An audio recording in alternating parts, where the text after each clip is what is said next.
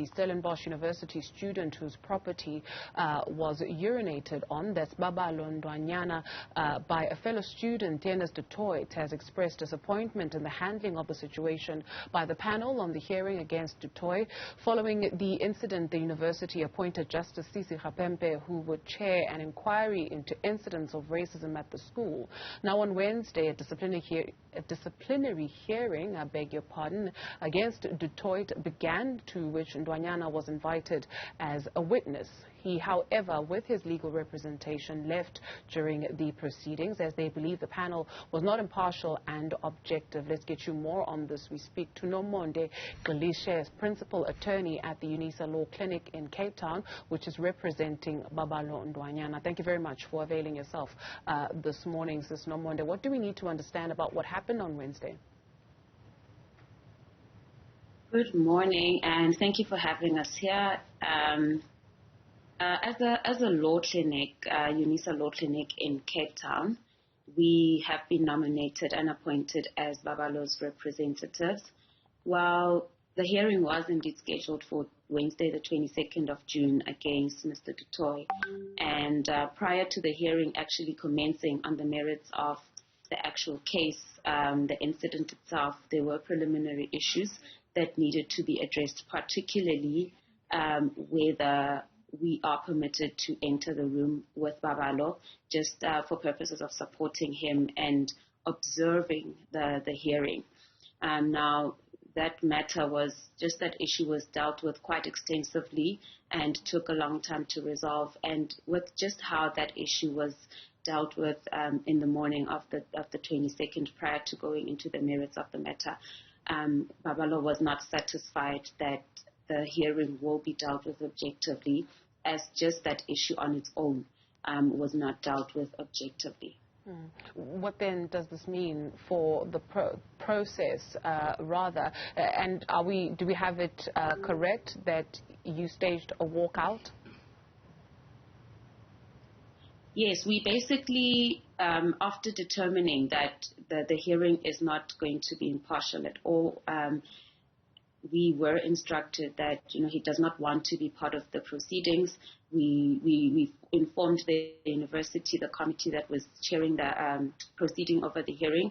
We informed them that Babalo has decided he will not be part of this hearing, as the objectivity of the council or the committee is under question. We understand that you were not allowed to go inside with Babalo, and he's also worried about the impartiality of those who will be leading the hearing. That's exactly it. That's exactly the reason why he decided he does not want to be part of it. So what does this mean, I guess, for the process? Is this it?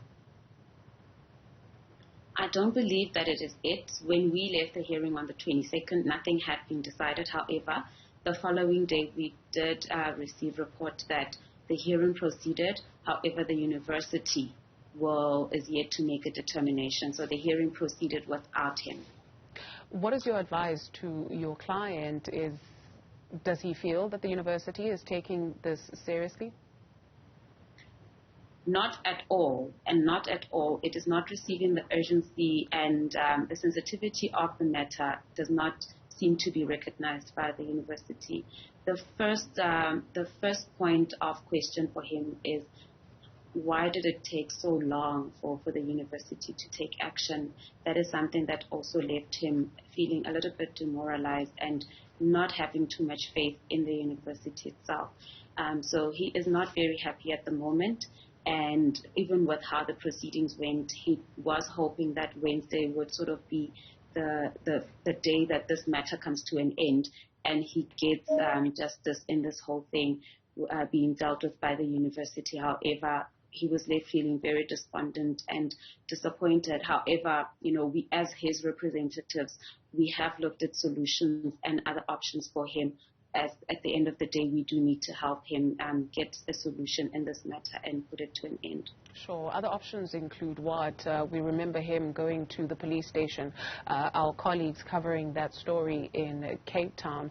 So if this process outside of the university or rather if the university processes do not work, what options are available to him outside?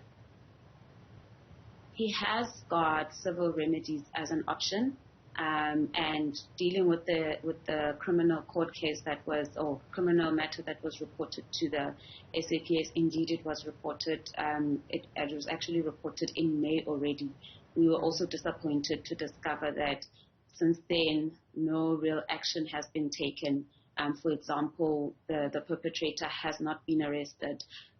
He hasn't been given that much information as to the progress of the investigation. So that was the other disappointing part in this whole proceedings. But like I told you, we are in it to assist him.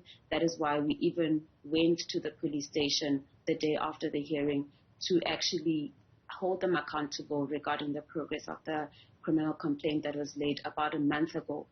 Since all the evidence statements were collected, we wanted to know what is the progress, what is the delay in this whole matter. We believe that there is prima facie evidence that the crime was committed, and so what is it that's causing the delay in the matter actually going ahead? Very quickly for us, what does this mean, especially for his schooling? Is he still attending class? Babalo, that is. He is still attending. He had to pause for some time, just obviously to deal with this whole, to come to terms with what happened and to prepare for his exams. He is still a student at the university, yes. Nomonde Gxilishe is the Principal Attorney at UNISA Law Clinic in Cape Town, talking to us about the case of Babalo. Thank you very much for availing yourself this morning.